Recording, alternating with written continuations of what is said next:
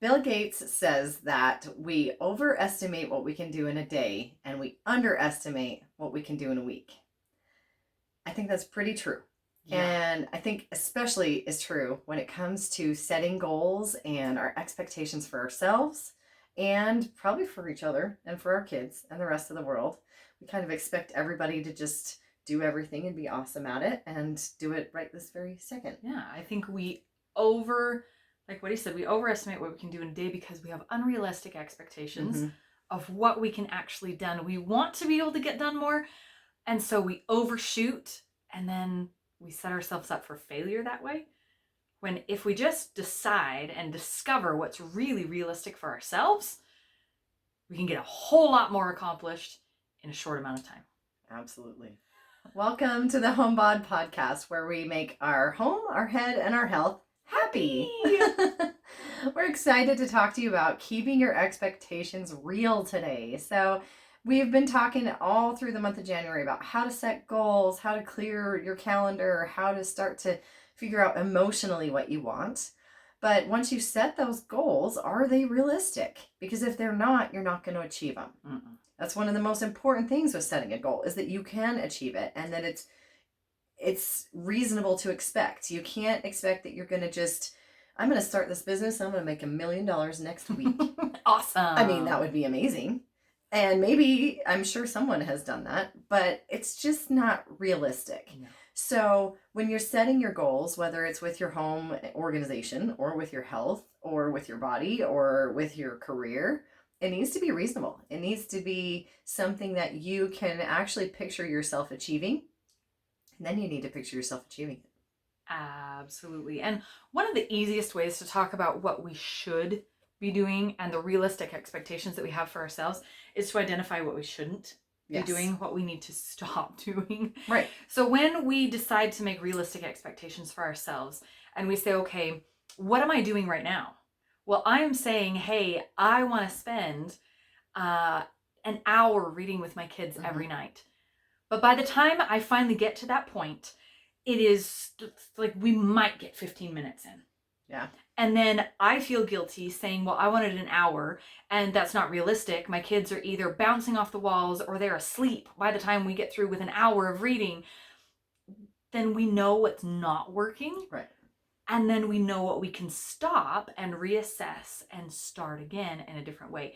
So one of the first things when it comes to home organization, as we're looking at this realistically, the first thing, in my opinion, that you need to stop doing, and I only say this because of the repetitiveness of how this happens with my clients, the first thing that you need to stop doing is stop going to Pinterest to solve all of your problems. Because those are other people's ideas put into effect in other people's lives, in other people's houses. Yeah. So stop going to Pinterest and first. They sure do look amazing. They look fantastic, but that's totally unrealistic. I love looking through Pinterest and seeing like, oh, this is a total DIY. You can do this yourself. All you need is a router and a chop saw and 15 gallons of paint and it's like, okay, no, that's totally unrealistic for me. I'm glad to hear you say that, because Pinterest makes me itch. I feel bad about it. Like, legit makes me feel bad about myself. I'm like, I'm not a good enough wife. I'm not a good enough mom. My house doesn't look like that. My kid's bedroom doesn't have some cute little color coordinated calendar desk area that everything's just like little organized boxes, and it doesn't look like that. No. It's very unrealistic. Most of the things I see on Pinterest are not realistic for the vast majority of normal people. So if you consider yourself in that category, knock it off. Stop going to Pinterest. I will tell you when going to Pinterest is appropriate, but it's not the first thing. So stop going to Pinterest to look for solutions. And the next thing you need to stop, I'm going to make a lot of enemies on this one. Ready? Yeah. Stop going to Target. Dun, dun, dun. Stop going to Target thinking, if I just buy this bin, it's going to solve all of my problems. If I go buy an organizer, then I'm going to be organized. Wow. Stop buying bins to solve your problems. That is the last step, not the first one.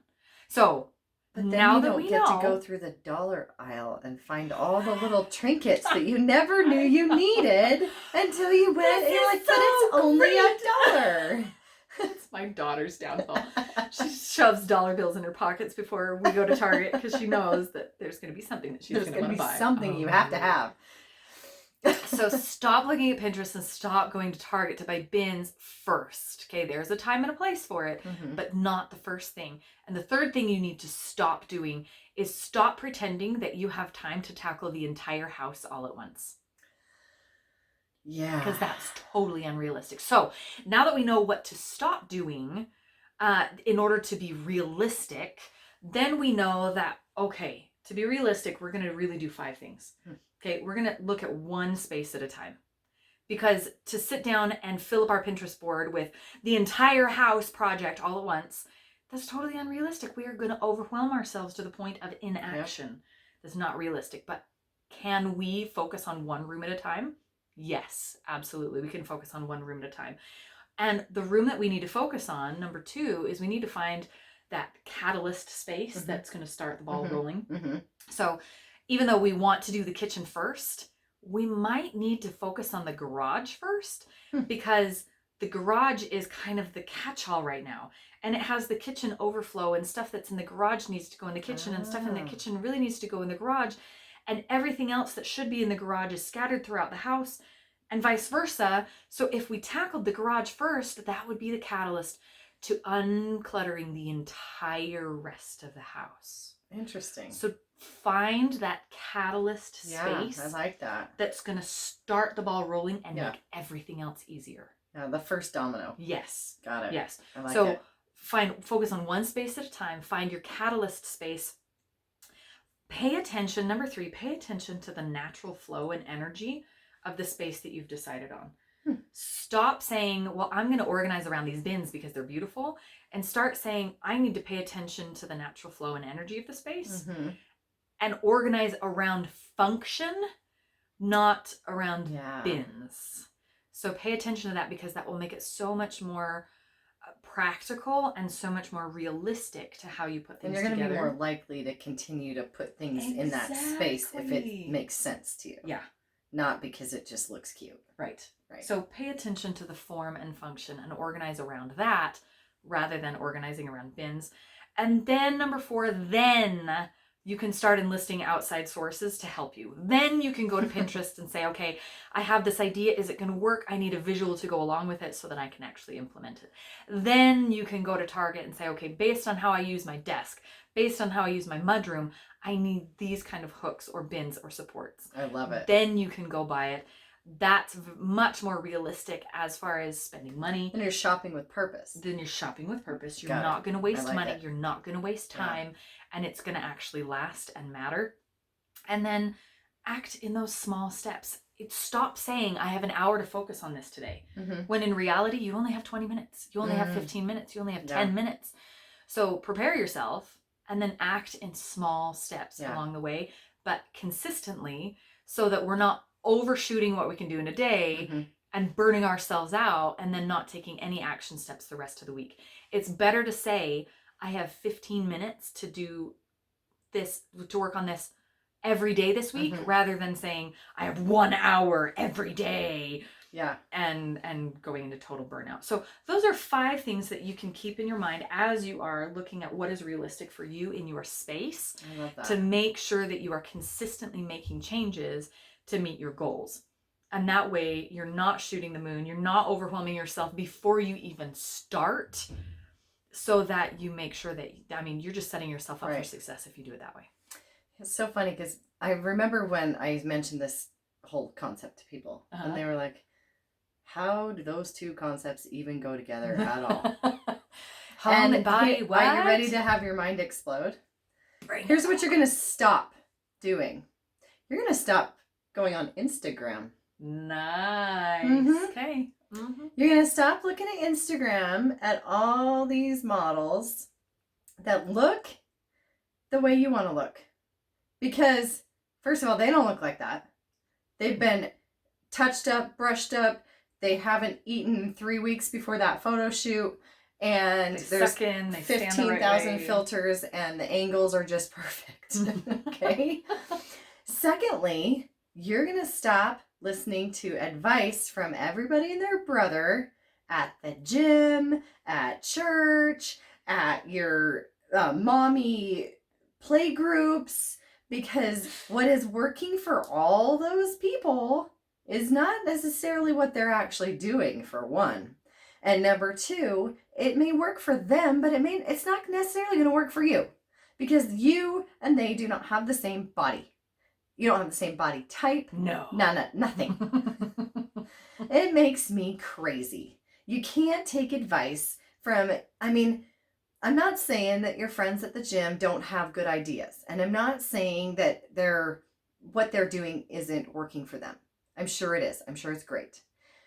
But you also have to filter it. There are a few people who look, how do I put this delicately? Superhuman. Mm-hmm. If they look superhuman, it's not because of the protein they're drinking. There's other substances at work. That's a good way to put it. Okay? You picking up when I'm laying down? Uh-huh. All right, yeah, perfect. I think so. And on Instagram, you'll notice a lot of those people that look amazing, they're promoting all kinds of products, and they're saying that product is what got them there. No, it's not. They got asked to promote that product because they look the way they do. They're getting a kickback from it. Yeah. So, and they probably, hopefully, have that put there somewhere that they're sponsored by that. But anyway, just be mindful. So what you are going to do, we stop. Now what we do. This is the green light thing, right? Yes. The first thing, I loved what you said about one space at a time. Yeah. Because really, you have to tackle one part of your health journey at a time. You cannot say, I'm going to start exercising, I'm going to start eating clean, I'm going to do this, I'm going to meditate every day, and I'm going to listen to podcasts, and there's too many things. Talk about unrealistic. It's so unrealistic. Absolutely. Pick one. Just start with one. Maybe it's going to be, you're going to start listening to podcasts or you're going to start meditating, or maybe you're going to start exercising, but you're not going to start exercising 2 hours every day. You're not even going to shoot for 5 days a week. I want you to shoot for 2 days a week or 3 days a week. And when that is easy and it becomes a habit, then you add it on another day. You add on another day. But you don't jump into the deep end without knowing how to swim first. It's not going to work. Then you talked about a catalyst space. Yes. I love that. You need a catalyst in your life to create that healthy journey. So maybe the catalyst for you and the easiest thing for you to tackle is what you eat. You're going to start making dinner 3 nights a week. That's a manageable, realistic thing that if you start cooking and eating better, then you're going to probably be less interested in buying junk food. You're going to have more energy. Have more energy. You're going to feel better, and then maybe it'll be easier for you to go exercise. So that's that. Brilliant. And then your natural flow, your function, you talked about that. Mm-hmm. Some people just don't feel good in a gym. Some people don't feel comfortable working out around other people they don't know. Some people really need the energy of other people. And working out at home isn't going to work for them because their kids are bugging them and their dog is barking and the doorbell's ringing. And so they need the energy of a group fitness class, and they need the social of that. And that's amazing. So you need to pick and figure out where am I attracted? Where feels good to me? What feels good to me? Does cooking dinner based off of one of those, mailbox things where they send you all the chopped food. Listen, if it's going to make you cook a healthy meal, I'm not against it. Yeah. You're going to pay more. So just be aware of, if someone else is chopping your chicken for you, you're going to pay for that. But if it's that or Little Caesars, I'd rather you get the meal in a box that you just cook. Yeah. So what feels good for you? Are you a person who just really enjoys cooking and you want to take the time to do it right? Awesome. Do that. And then you also talked about enlisting outside sources. Yes. Okay, this is when it's okay to go on Instagram.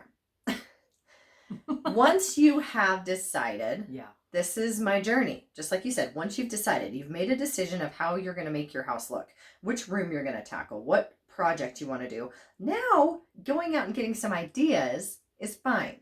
So then it's okay to go on social media and find someone who has done it the way that you're trying to do it. Yeah. So if you have decided, I'm going to try keto, then it's okay after you've made that decision to go find a bunch of, and I suggest that you find a bunch of different sources of information on that subject.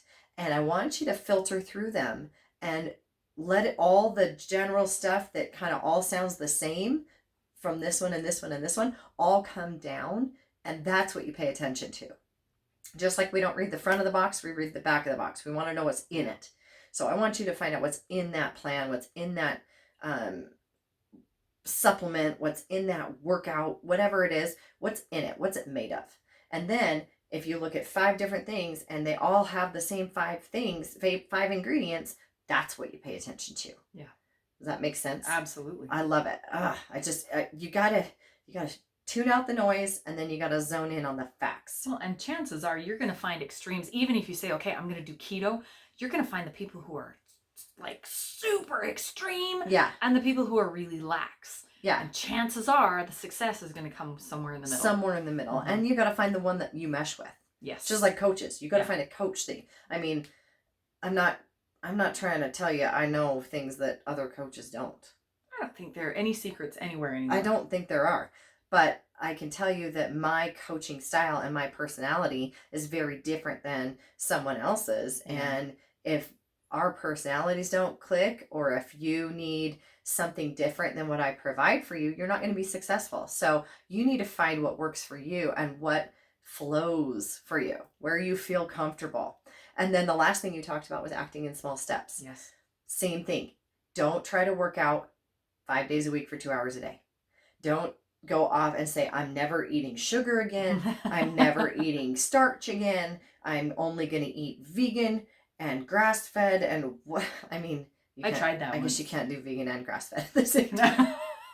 Can I tell you how much it worked? Yeah, no, it doesn't. It's just too much. It's too big of a bite. You need to take it down one bite at a time, one chunk at a time, one job at a time, one idea at a time, and really set yourself up for success by not setting the bar so freaking high you can't jump over it. Yeah, there is no shame in being realistic. No.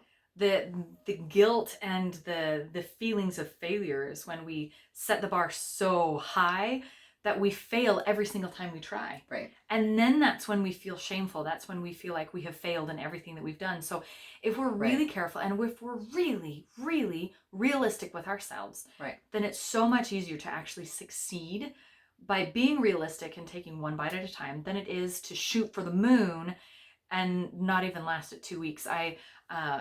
You mentioned, I mean, all January we were talking about, being successful and setting yourself up for success. Right. And I just saw a post on Facebook today saying, here we are in February, and already the cars at the gym are half of what they were in January. Well, and I actually spoke about this today in my cycle class. I was telling them that, it's okay to course correct. Yeah. It's okay to bring your, if you're coming to the end of January and your goal was to lose 10 pounds a month and you're only down 5 pounds, you have 2 choices. You can say, well, I failed. I suck. Whatever. I'm done. I'm not even going to try anymore. Yeah. Or you can say, I didn't hit 10, but I lost 5, and that's not nothing. So you know what? I think next month, maybe I'll aim for 8. Yeah. Because then you're rewarding yourself for your success. You're still keeping the positive forward momentum, and you haven't discouraged yourself by saying, well, I guess I'm not going to met there, So that brings up another good conversation that we're actually going to have next week here on the Homebod Podcast. And that is, okay, so I tried something and it didn't work. Yeah. Now what? Now what? Because that's a whole conversation in and of itself. So stay tuned for that one. Don't get discouraged just yet. One of my favorite sayings goes something like, it's pretty dumb that if you have one flat tire, it's really dumb to go slash the other 4 to make yourself feel better. The other 3 to make yourself feel better. I love that. Like, just change the one tire. So stop sabotaging. So we're going to talk about, what we can do. Okay, so we have quote unquote failed at this attempt. Mm-hmm. Okay, so keto didn't work for me. Now what? And instead of saying, see, this whole diet and exercise thing just doesn't work. It just doesn't work. We're gonna talk about what comes next week. So stick around for that. Excited But for that one. before we get too far off into that subject, let's talk about the homework that we want you to do for this week. So we've been talking about setting realistic expectations today. Each of us have talked about 3 things that we need to stop and 5 things that we need to start. So go back through that list. If you need to re-listen, go ahead and re-listen. I want you to write down the things that you need to stop doing. And it might be all 3. You might be guilty of all of the things that we have said. So stop doing those things. And in the time that you would have spent doing those list of things, start really tuning in to the list of things that we should be doing to get realistic goals and realistic expectations. Yep. So actually stop. Don't even just make a list. Stop. Actually stop doing the things in the name of love. Stop doing the things that are sabotaging your success. Stop doing the unrealistic things that are causing you to set unrealistic expectations. Yep. And then either start acting or make a list of things that you can be doing that you need to start doing to start making progress and to start seeing progress in your home, in your body, things like that. So you've gotten a list of 3 stops. You've gotten a list of 5 starts from each of us. Go back through and stop what you're doing. For the love, get off of social media for a minute. And start doing the things that are actually going to help you make realistic progress.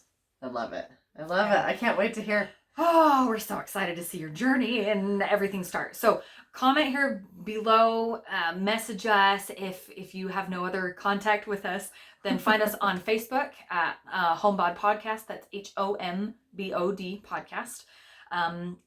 There again, if you message us privately, we will answer you privately. If you message us in the feed, then we will answer publicly for everyone. And don't forget to share. You know, we are doing this so that we can tell the world how to be healthier and happier and more organized. And we can't do that if you don't share it with other people, because that's not nice. You need to share. Share the wealth. Share the wealth, share the knowledge, share the podcast, subscribe to it, and same with the YouTube channel. So thank you. All right, we'll see you next week.